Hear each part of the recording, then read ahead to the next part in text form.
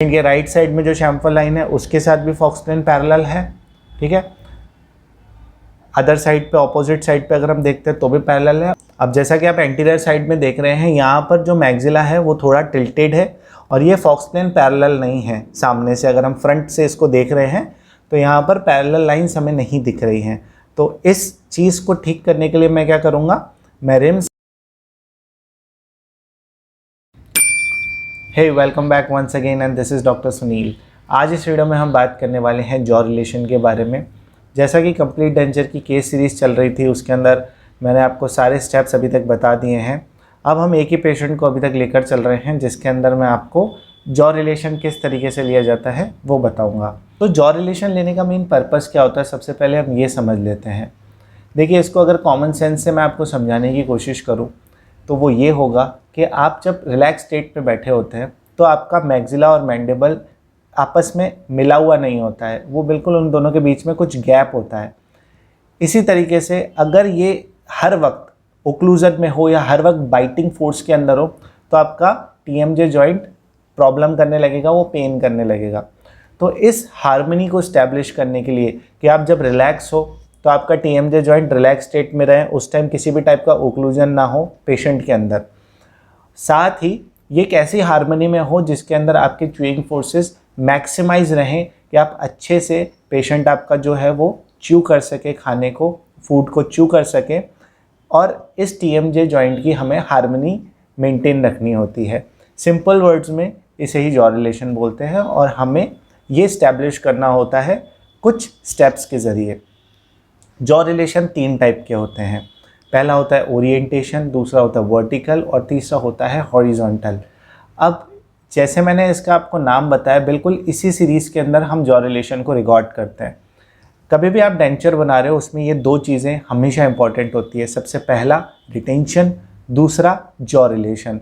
Retention आपके denture को fall of होने से बचाता है, जॉ रिलेशन पेशेंट के टीएमजे को बचाता है, जिसकी वजह से पेशेंट बहुत अच्छे से डेंचर वियर करके खा सकता है, पी सकता है। और जॉ रिलेशन एफपीडी में भी अगर आप फुल माउथ रिहैब करते हो तो उसमें भी बहुत इंपॉर्टेंट रोल प्ले करता है। पर यहाँ पर हम एफपीडी की बात नहीं कर रहे, यहाँ पर हम सीडी को लेकर चल रहे हैं कि कंप्लीट डेंचर के केस में हम कैसे इस रिलेशन को अचीव कर सकते हैं ताकि पेशेंट का टीएमजे जॉइंट सेफ रहे। क्योंकि ऐसा देखा गया है कि अगर आप नॉर्मली डेंचर बना देते हो या कोई लैब टेक्नीशियन आके डेंचर बनाता है या फिर कोई क्वैक डेंचर बनाता है जिसको जॉ रिलेशन की बिल्कुल नॉलेज नहीं होती है, तो इस वजह से क्या होता है कि रिटेंशन तो बहुत अच्छा आता है, वो आपको इतना टाइट डेंचर बना के देंगे कि पेशेंट के मुंह से वो नहीं निकलेगा।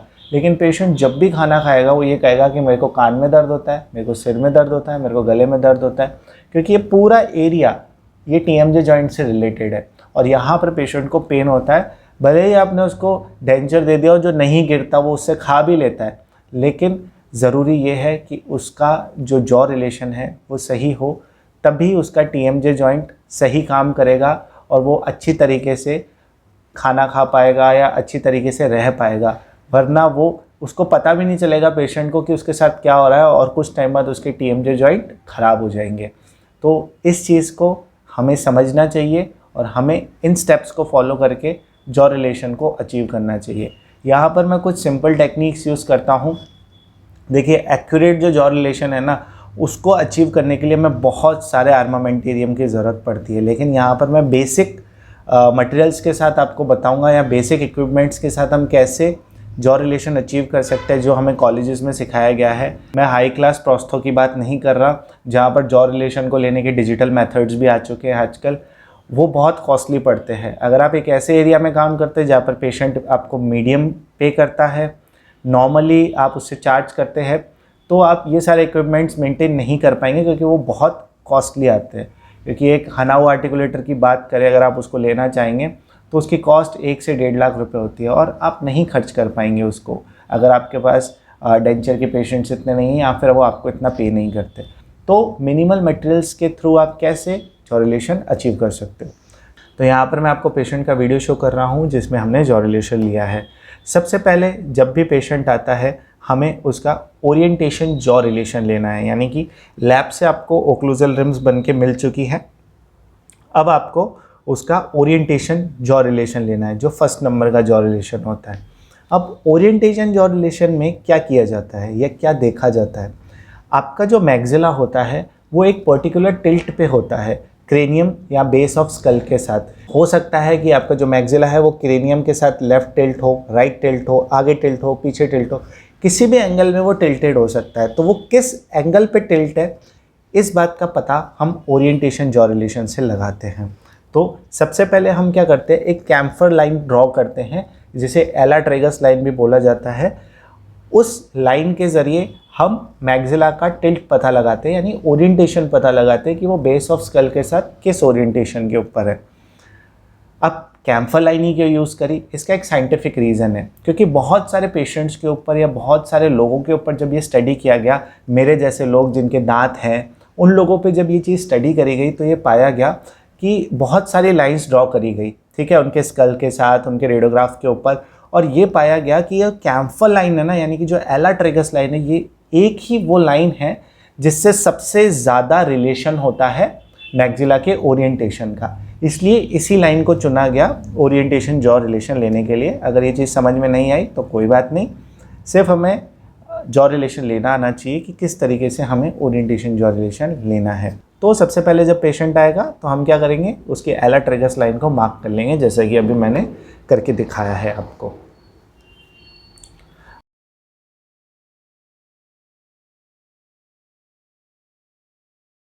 अब उसके बाद हमने पेशेंट के अंदर ओक्लूजल रिम्स को इंसर्ट कर दिया। सबसे पहले हम मैग्जिलरी ओक्लूजल रिम को इंसर्ट करते हैं, because orientation jaw relation maxilla में ही लिया जाता है, मैंडिबल में लिया नहीं जाता। तो मैग्जिलरी रिम्स को हमने इंसर्ट किया। अब 2-3 चीज़ें इसके अंदर हमें देखनी पड़ती है। देखो, लैब से अगर आपके पास ओक्लूजल रिम बन के आई है तो ज़रूरी नहीं है कि वो सही बन के आई हो, उसके अंदर कुछ चेंजेस आपको करने पड़ते हैं। सबसे पहले हम क्या देखते हैं, पेशेंट की प्रोफाइल को देखते हैं कि प्रोफाइल किस तरीके की है। ऐसा तो नहीं है कि लिप्स बहुत ज़्यादा बाहर जा रहे हैं, प्रोट्रूडेड है, या फिर लिप्स बहुत ज़्यादा अंदर की तरफ जा रहे हैं, तो प्रोफाइल को चेक किया जाता है। उसके बाद दूसरी चीज़ ये देखी जाती है कि जब पेशेंट स्माइल करता है या नॉर्मल लिप मूवमेंट्स करता है तो उसकी रिम्स का लगभग 2 mm आपको दिखना चाहिए, विजिबल होना चाहिए। अगर वो ज़्यादा दिख रहा है इसका मतलब रिम्स ज़्यादा हाइट में है, उसको कम करने की ज़रूरत है। तो हमें, क्योंकि आप जब हंसते हो या आप नॉर्मली बात कर रहे हो, जैसे अभी मैं नॉर्मली बात कर रहा हूँ, तो मेरे दांत की देखो आपको सिर्फ 2 से 3 mm ही दिख रहा है, ठीक है, अपर में। तो इसका मतलब क्या है कि हमें ये सेम चीज़ को मिमिक करना है पेशेंट के अंदर, कि आपको 2 या 3 mm ही दिखना चाहिए जब पेशेंट रिलैक्स स्टेट में हो या फिर वो बोल रहा हो, और वो भी कैनाइन टू कैनाइन। ओके, तो ये चीज़ हमें इसमें देखनी है। और अगर आपको ये चीज़ नहीं मिल रही है तो ओक्लूजल रिम्स को छोटा कर दो। उसकी प्रोफाइल अगर बाहर है, लिप्स प्रोट्रूडेड है, तो वैक्स रिम्स को थोड़ा पतला कर लो, जिसकी वजह से लिप्स थोड़े अंदर चले जाएं। तो जब आपको सेटिस्फैक्ट्री मिल जाएगी, हाँ ओक्लूजल रिम अपना सेट हो चुका है, अब इसके बाद हम डालते हैं fox plane orientation jaw relation को नोट करने के लिए। फॉक्स प्लेन को एंटर करते हैं, और फॉक्स प्लेन क्या होना चाहिए, तीनों साइड से पैरेलल होना चाहिए, ठीक है। जैसे हमने इसमें शैम्फर लाइन ड्रॉ करी है, तो फॉक्स प्लेन शैम्फर लाइन के साथ पैरेलल होना चाहिए। अगर आप देखेंगे तो पेशेंट के राइट साइड में जो शैम्फर लाइन है उसके साथ भी फॉक्स प्लेन पैरेलल है, ठीक है। अदर साइड पे, ऑपोजिट साइड पे अगर हम देखते हैं तो भी पैरेलल है। अब जैसा कि आप एंटीरियर साइड में देख रहे हैं, यहाँ पर जो मैग्जिला है वो थोड़ा टिल्टेड है, और ये फॉक्स प्लेन पैरेलल नहीं है सामने से। अगर हम फ्रंट से इसको देख रहे हैं तो यहाँ पर पैरेलल लाइंस हमें नहीं दिख रही हैं। तो इस चीज़ को ठीक करने के लिए मैं क्या करूँगा, मैं रिम्स के अंदर थोड़ी सी वैक्स को ऐड करूँगा, ताकि ये चीज़ भी फ्रंट से देखने पर पैरेलल दिख सके। अब हमने इसको मॉडिफाई किया और यहाँ पर वैक्स ऐड करी जहाँ पर ये टिल्ट जा रहा था, ठीक है। अब एक चीज़ यहाँ पर और आपको नोटिस करने की ज़रूरत है। जैसा कि मैं बता रहा था कि हमारे मैग्जिला का एक ओरिएंटेशन होता है बेस ऑफ द स्कल के साथ या क्रेनियम के साथ। अब इस पेशेंट में लकीली हमें ये चीज़ देखने को मिली। अगर आप इसको ध्यान से देखेंगे तो इस पेशेंट का भी मैग्जिला टिल्टेड है, ठीक है, वो पूरा मैग्जिला स्ट्रेट नहीं है। अगर आप देखेंगे तो ये पेशेंट का, अगर हम देखें तो लेफ़्ट साइड है, पेशेंट के लेफ़्ट साइड का मैग्जिला टिल्टेड है। इस वजह से हमारी जो ये लाइन आ रही थी फॉक्स प्लेन के साथ, वो भी टिल्टेड आ रही थी, पैरेलल नहीं आ रही थी। तो अब हमने इसको मॉडिफाई करा, और अब हम इसका दोबारा से पैरेललिज्म चेक करेंगे, और पैरेलल होने के बाद हमारा ओरिएंटेशन जॉ रिलेशन हो चुका है अचीव। अब सेकंड हम रिकॉर्ड करेंगे vertical jaw relation. Vertical jaw relation में हम देखते हैं कि वर्टिकल फेस की हाइट कितनी रहेगी, कि कितने लंबे दांत लगने वाले हैं, कितने छोटे लगने वाले हैं। ठीक है, तो वर्टिकल हाइट को हम यहाँ पर मेज़र करेंगे। यहाँ पर दो चीज़ें आती है, एक होता है VDR, एक होता है VDO, vertical dimension at rest and vertical dimension at occlusion. ज़्यादा घबराने की ज़रूरत नहीं है, बहुत ईजी है ये। वर्टिकल डायमेंशन एट रेस्ट का मतलब ये होता है कि जब पेशेंट रेस्ट स्टेट में बैठा है, ठीक है, तो उसकी वर्टिकल हाइट कितनी है। और दूसरा, अगर पेशेंट च्यूइंग फेज़ में है, कि अगर दांत क्लेंच करके है, तो उसकी वर्टिकल हाइट कितनी है, वो वर्टिकल डायमेंशन एट ओक्लूजन हो जाता है। तो हमें ये चीज़ पता करनी है। तो हम क्या करते हैं, इसके लिए मैंडिबुलर रिम्स को इंसर्ट करते हैं। मैंडिबुलर रिम्स इंसर्ट करने के बाद हमें ये देखना है कि इनकी जो हाइट है वो कॉर्नर ऑफ द माउथ के लेवल तक होनी चाहिए, उससे ऊपर नहीं होनी चाहिए।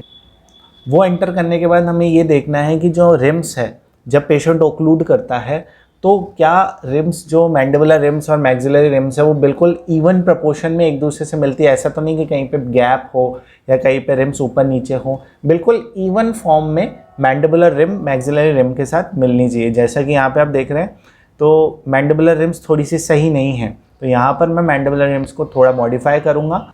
यहाँ पर हम ओवरजेट और ओवरबाइट भी डिसाइड करते हैं, और कहा जाता है कि 2 से 4 mm का ओवरजेट होना चाहिए। तो यहाँ हम मैंडिबुलर रिम्स को फ्रंट से थोड़ा सा कम करेंगे हीट करके, जिसकी वजह से ओवरजेट 2 से 4 mm का मिल सके। अब इसको मैंने मॉडिफाई कर लिया, और रिम्स को मॉडिफाई करने के बाद मैंने दोबारा से पेशेंट के अंदर रिम्स को इंसर्ट किया। अब जब रिम्स को इंसर्ट करते हैं, अब यहाँ पर मैं वर्टिकल डायमेंशन एट रेस्ट लेना चाह रहा हूँ। रेस्ट के लिए मैं क्या करूँगा, पेशेंट को बोलूँगा कि आप ऐसे वर्ड्स बोलो जिसके लास्ट में M आता है, जैसे कि राम, नाम, काम, या फिर बहुत ही नॉर्मल वर्ड है ओम बोलने के लिए पेशेंट को बोलता हूँ। तो जब भी पेशेंट ऐसे बोलेगा ओम, अगर आप भी इस वर्ड को बोल के देखेंगे तो आपके मैक्सिला और मैंडिबल के बीच में जो आपके दोनों जो दांत है वो मिलने से पहले एक स्पेस क्रिएट करते हैं, इसी को फ्रीवे स्पेस बोलते हैं। तो ये हमें रिकॉर्ड करना होता है, और ये फ्रीवे स्पेस का होना बहुत ज़रूरी है। ठीक है, अब जैसे ही M का साउंड निकाला तो 2 mm या 3 mm का स्पेस हमें बीच में मिलना चाहिए। ठीक है, अब देख रहे हैं मैं उसको बोल रहा हूँ कि बार बार आप M या राम या ओम का वर्ड का उच्चारण करो, तो आपको यहाँ पर एक स्पेस देखने को मिलेगा। दैट मीन्स कि यहाँ पर मेरा वर्टिकल डायमेंशन एट रेस्ट आ चुका है। अगर ये ज़्यादा है, सपोज़ अगर यहाँ पे ये नहीं आ रहा, ये स्पेस ज़्यादा है, तो यहाँ पर थोड़ा सा हमें वैक्स ऐड करने की ज़रूरत है। और अगर ये नहीं आ रहा है तो हमें रिम्स को रिड्यूस करने की ज़रूरत है। तो हमें ये 2 से 3 mm का गैप अचीव करना है। और एक चीज़ आपको ध्यान रखनी है कि अगर आपने ओरिएंटेशन जॉ रिलेशन ले लिया, सपोज़ आपने मैक्सिला में रिम्स डाल के ओरिएंटेशन रिकॉर्ड कर लिया, उसके बाद आपको मैक्सिलरी रिम्स को नहीं छेड़ना है। उसके बाद जो भी मॉडिफिकेशन होगा वो सारे मैंडिबुलर रिम्स के अंदर होंगे। मैक्सिला को आपको बिल्कुल भी टच नहीं करना है। यानी कि ओरिएंटेशन जॉ रिलेशन के टाइम हम सिर्फ मैक्सिला को देखते हैं, वर्टिकल जॉ रिलेशन के टाइम हम मैंडिबुलर रिम्स को देखते हैं। ठीक है, और थर्ड आता है हॉरिजॉन्टल रिलेशन, उसके बारे में अभी मैं आपको बताऊंगा। तो हमने यहाँ पर क्या M वर्ड का उच्चारण कराया, जिससे हमें 2 mm का स्पेस देखने को मिला। ऐसा ही एक और पेशेंट का मैं आपको दिखा रहा हूँ, किसी दूसरे पेशेंट का भी मैंने रिकॉर्ड किया था और वो काफ़ी अच्छे से रिकॉर्ड हुआ था। यहाँ पर ये जो लेडी है ये भी M वर्ड का उच्चारण कर रही है, राम वर्ड का उच्चारण कर रही है, जिसकी वजह से यहाँ पर हमें 2 mm का स्पेस देखने को मिल रहा है बहुत अच्छे से। तो ये रेस्ट पोजीशन होती है पेशेंट की। ये बोलने के बाद जो हमें स्पेस मिल रहा है ये रेस्ट पोजीशन का स्पेस है। तो यहाँ पर वर्टिकल जॉ रिलेशन रिकॉर्ड हो चुका है।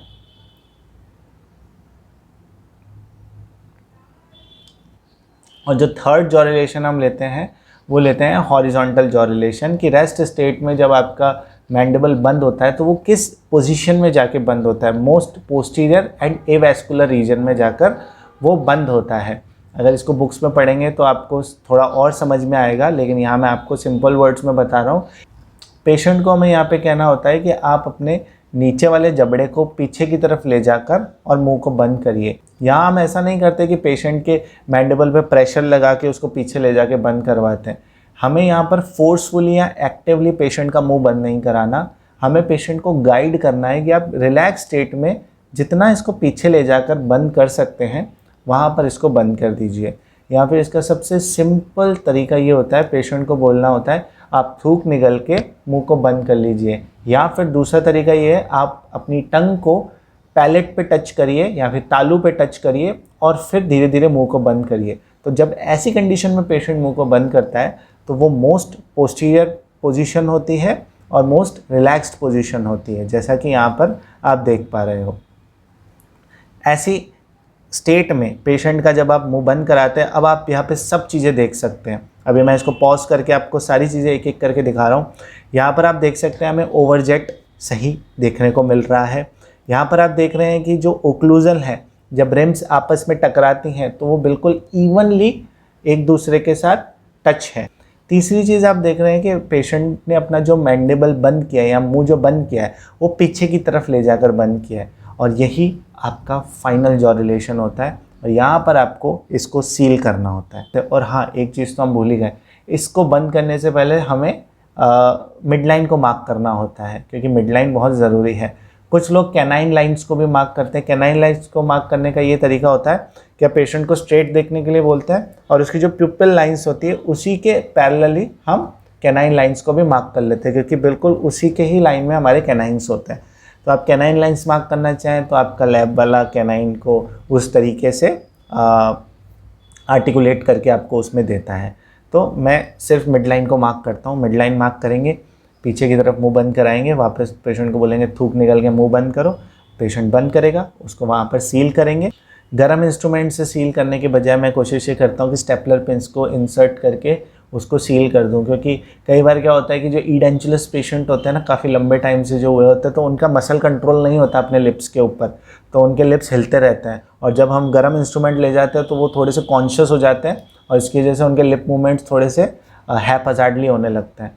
तो ऐसे में लिप कई बार जल भी जाता है। तो ये सबसे सेफेस्ट मेथड लगता है मेरे को कि यहाँ पर मैं पिन्स को इंसर्ट कर देता हूँ और वहीं पे उसको सील कर देता हूँ। सील करने के बाद अब हम इस पूरी असेंबली को निकाल देते हैं।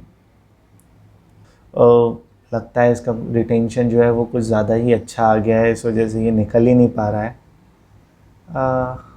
ठीक है, निकल गया। आजा आजा, आ गया। तो ये है हमारी occlusal RIMS with jaw relation. अब इसको हम क्या करेंगे, जो मास्टर कास्ट होती है उसके साथ लगा के आर्टिकुलेटर पे माउंट कर देंगे और लैब भेज देंगे टीथ सेटिंग के लिए। पर अभी के लिए सिर्फ इतना ही। ये था हमारा जॉ रिलेशन, एंड इन्हीं शब्दों के साथ this is doctor Sunil signing off.